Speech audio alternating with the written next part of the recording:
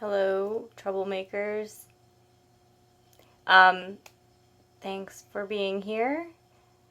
I've got some really awesome messages last week from a couple people, and it made me feel really good. So thank you for sending those.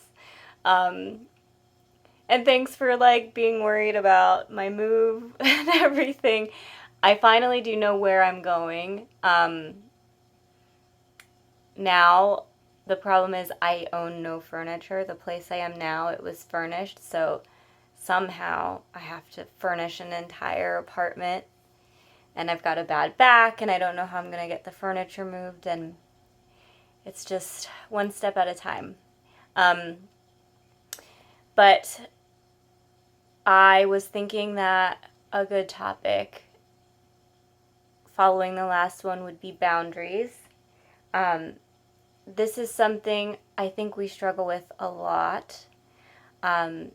As highly sensitive people, we never want to make someone else feel bad. So a lot of the times we just don't set boundaries with people because it's just less stressful that way. I know with me, I was at a point where I would just avoid people. I wouldn't even put myself in a situation where I needed to set boundaries or where my boundaries could get crossed. I just had walls up all the time.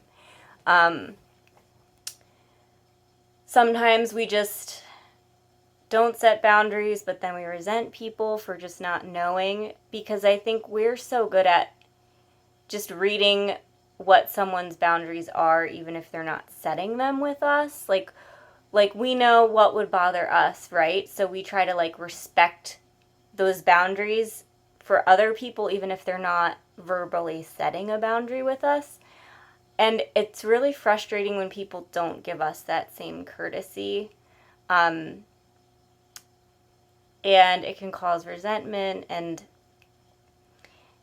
it's just it's frustrating that we have to set boundaries because we try to be so considerate of other people.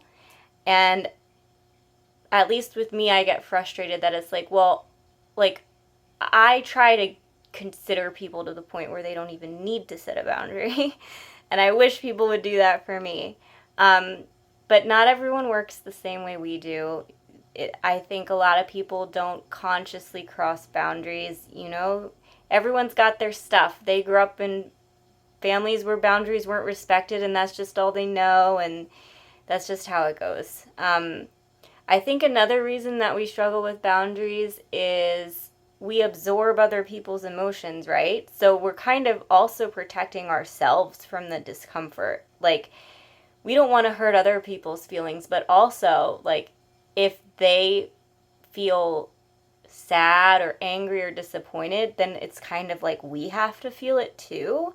So I think a lot of it's just protecting ourselves from having to feel that stuff. All I can say is, in my experience, the more you do it, the more you're going to feel also an energetic boundary there, where when somebody's upset, you're not so attached to it. You're not so attached to feeling that in your own body. You can kind of say, that's not mine. Other people's feelings are not my responsibility. And that's just something that I think gets easier with practice. I'm definitely not perfect at it either. But I think that's the road to take. So learning to set boundaries is kind of a gift to ourselves. It's a way for us to feel safe to connect with other people. We really hide our true selves from the world a lot of the time because we don't feel like it's safe to make those connections. We feel isolated and we feel lonely because we're hiding ourselves. So when you gain confidence, when you start setting boundaries, you gain the confidence to really start being yourself. And that's a really nice feeling, and you deserve that. So I think boundaries is is something worthy of attention, for sure. Another thing is we're scared, right? Like, we're scared how people are going to react. INF people, we usually don't have a lot of people in our lives to begin with. We usually only really have a few people in our circle. And so it feels like a huge risk to lose someone over setting a boundary with them. Being like excluded from a group is a very core, primal survival fear. So I think it really triggers that like survival fear of like being excluded from a group used to mean death. And it doesn't mean that anymore, but our nervous system doesn't really know that. So that fear of exclusion is very real.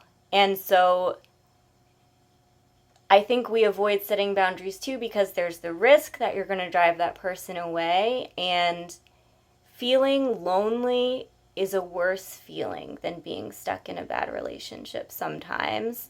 It's less scary anyway. It's more familiar to stay in that bad relationship than to be lonely. So I think that's part of it too. So another gift you can give yourself is before you start disconnecting with the people who are in your life, you can try to start fostering relationships with new people and kind of work on setting your boundaries as you're fostering these new relationships. So it doesn't feel like such a big risk if you lose someone over boundary setting. But another thing I want to say about that is you don't have to decide to kick people out of your life. You can kind of set the boundary and let them decide whether they're going to follow it or not. And if they don't, that means, they're out to whatever extent you choose. But it's your choice. It doesn't have to be so black and white as, I have to kick these people out of my life now. That feels like a big, scary ask. You can take baby steps. You don't have to start with, deciding what you're going to do about these people being in your life or not. So the more you set boundaries, the safer you feel being yourself, the easier it's going to be to find those people, those new relationships that are more reciprocal and understanding and emotionally intelligent. So it's a process, and there's no beginning or end, really. It's just a constant work in progress, and the further you get on boundaries, the more people you're going to connect with, and the more people you connect with, the further you're going to get on boundaries, and they all kind of feed into each other. One way to set boundaries I wanted to talk about is called Dearman, Dearman. It's a strategy that they covered in a dialectical behavior therapy class that I took. So I'm just going to read a piece of it. But here's what Dearman stands for. Describe, express, assert, reinforce, stay mindful, appear confident, and negotiate. So here's an example of what setting a boundary could sound like. Here's the D for describe. Jessica, lately I've noticed that you're piling your dishes in the sink rather than washing them. And then the E is express. This is frustrating to me because a clean house keeps my stress levels down. And then A is for assert. What I would really like would be for us to both clean our dishes after we eat so they don't pile up and food does not have time to harden and become difficult to remove. And then R is reinforce. If we do this, I will feel significantly less stressed at night and will be much less likely to snap at you and be irritable. Okay. And then, again, the MAN is just be mindful, appear confident, and negotiate. So the negotiation would happen once you get an answer from them. But that's a starting point. I think it's important to validate the other person. It's important for us to be validated. That's what an ideal exchange in a relationship would look like. So you don't want the other person to feel attacked. You want them to feel like you know where they're coming from too. So I think being validating is important, but also make sure that you're getting that in return. So you could say, like, I know that you're really tired when you get home from work and you don't feel like doing dishes. That's a way to be validating. There's so many different ways people can react. If you're talking to someone really reactive, you can also ask permission to have a conversation before you start the conversation. So you can ask for consent to have an uncomfortable conversation before you just lead into it. So you can say, hey, I've been really frustrated about some things. I don't want it to get in the way of our relationship. Can we talk about it for a second, or do you have time to talk about it later? So that's another tool that can help, is ask for permission, be validating, but expect validation in return. It shouldn't be one-sided. Another thing that I think is sort of helpful with this stuff is it does require being kind of vulnerable, right? Like, if you talk about how things affect you and your feelings, that kind of softens the other person. That kind of gets them to see things from your point of view. But that can be hard to do. Like, we're really used to protecting ourselves and hiding our feelings, keeping everything inside. Being vulnerable with people can kind of really break those walls down. So if you just say, hey, like, I know that you're really tired and you don't feel like doing the dishes, but when the house is a mess, I get really dysregulated. I feel really stressed out inside because growing up, my house was always a mess, or, my mom was a hoarder, or whatever. Like, you don't have to make excuses for the way that you feel the way that you do. You don't have to make excuses for why you feel the way that you do. And it depends who you're talking to, right? Like, a best friend probably is, like, worthy of a deeper explanation than, like, a boss or something. But when you're able to be vulnerable about how your feelings are affected by the things people are doing, that helps, I think, at least in relationships where there's hope for a better dynamic, right? Like, if you are vulnerable and that person is completely dismissive and invalidating, that's going to hurt. But that's also a good sign that, like, maybe you do want to sever ties with that person. Like, that might be information that you need.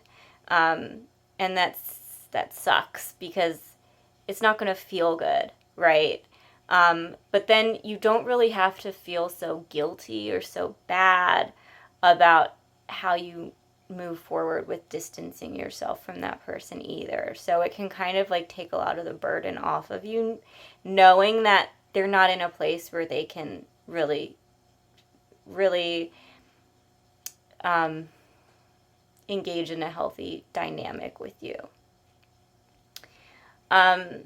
Something else I've kind of touched on is just don't feel like you have to start cleaning house and weeding people out of your life. You can let them weed themselves out, right? Like, I had a friend I was trying to set boundaries with, and she totally flipped out. I just asked for some space, and she totally flipped out. And so I took a long time, and I thought about what I wanted to say, and then I finally decided what I wanted to say.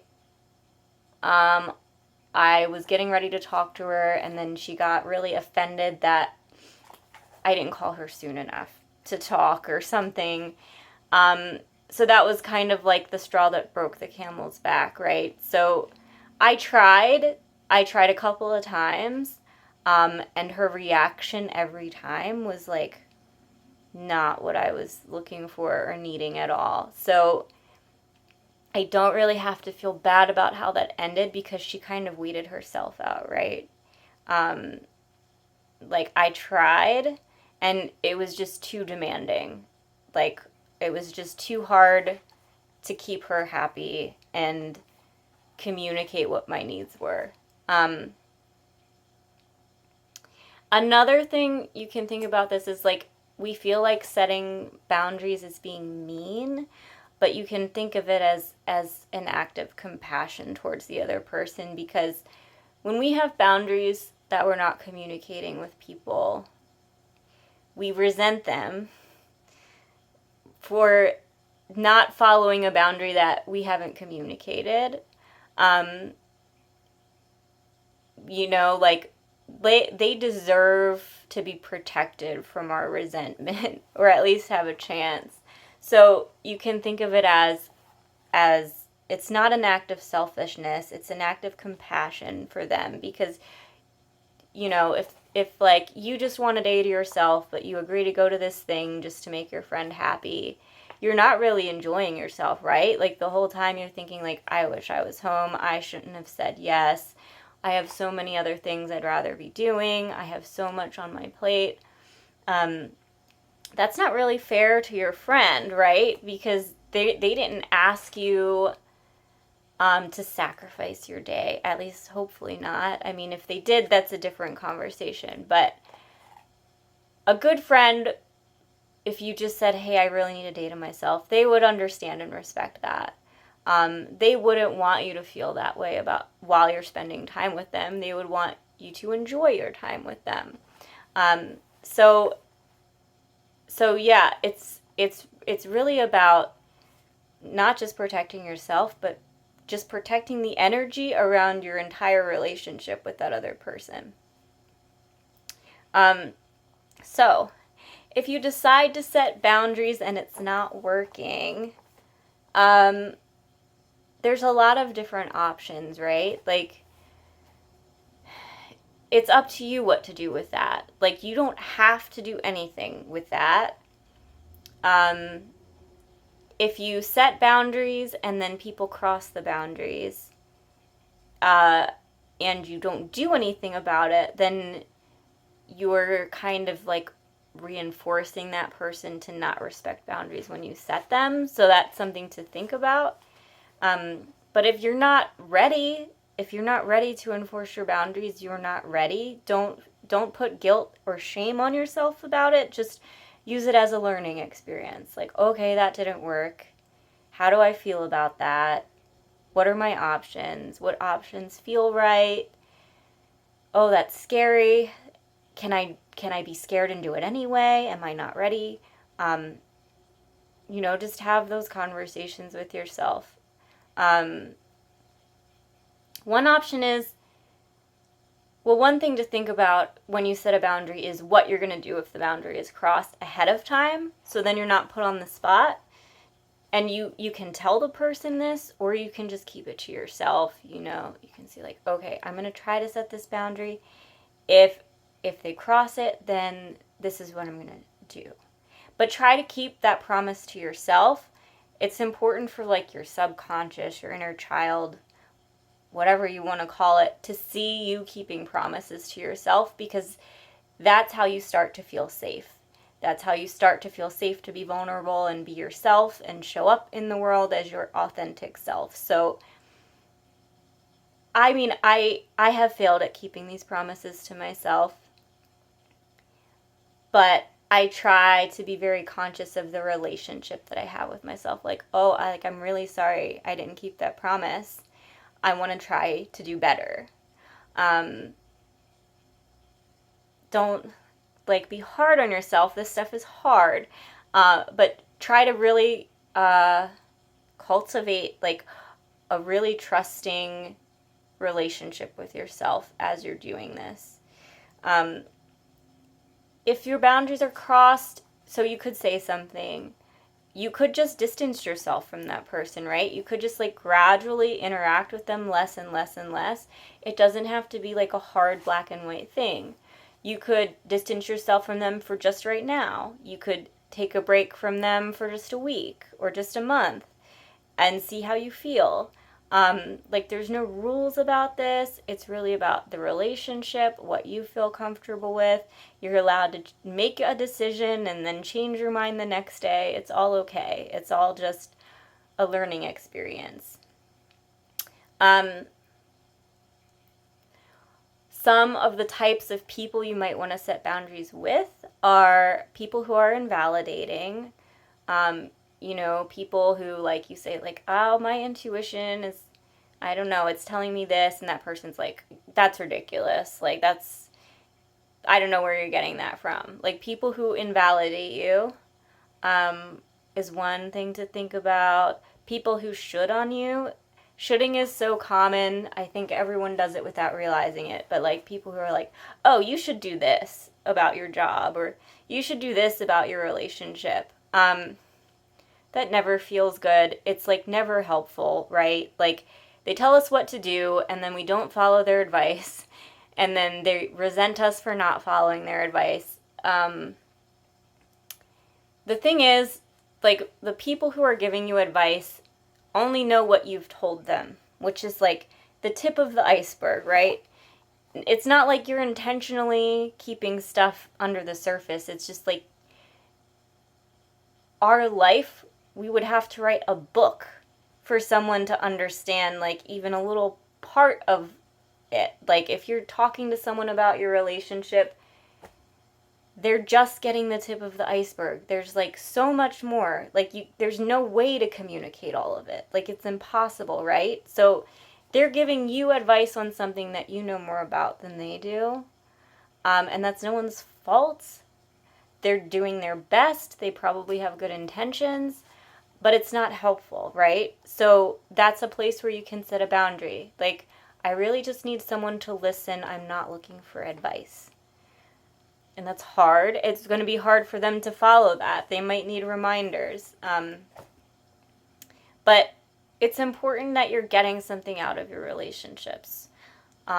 We're used to very one-sided relationships. We're always playing the therapist, and we deserve to get something out of our relationships. So just, like, give yourself that credit. Like, you deserve to have relationships that are not one-sided, where you get value out of them, and a lot of the times that's just someone who's going to listen to you without any judgment. Like, that's really all we need out of a good relationship, is someone who listens to us without judgment and doesn't invalidate us and doesn't think they know better than us.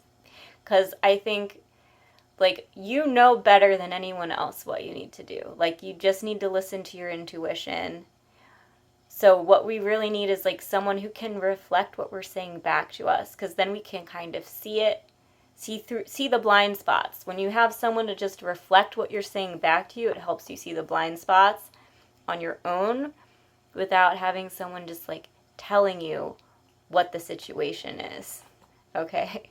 And then people who are nosy, like, people who ask you questions that are just too intimate or too deep, that you're not comfortable with, or people who gossip, right? Like, people who, like, you tell stuff to, and then they, like, blab to their parents, and those people blab to your parents. Like, you're not here to entertain people, right? Like, this is your life. It shouldn't be a source of entertainment for people or gossip. So nosy people is another one that is probably deserves, like a checkup on, like, setting boundaries. And, like, give people a chance, right? Like, a lot of people out there don't know any better. This is how they were raised. No one's ever called them out on, like, hey, that really doesn't feel good. I don't like that. Try to ask for what you need instead, because if you just tell people, like, I don't like this thing that you're doing, but you don't tell them what to do instead, they can be kind of confused and lost. So try to ask for what you need, and try to just, like, be in tune with your body. Like if something makes you uncomfortable, like, you probably feel it, and you've probably, like, kind of not been paying attention, but, like, your back will get tight, or your throat will get dry, or your chest will get tight.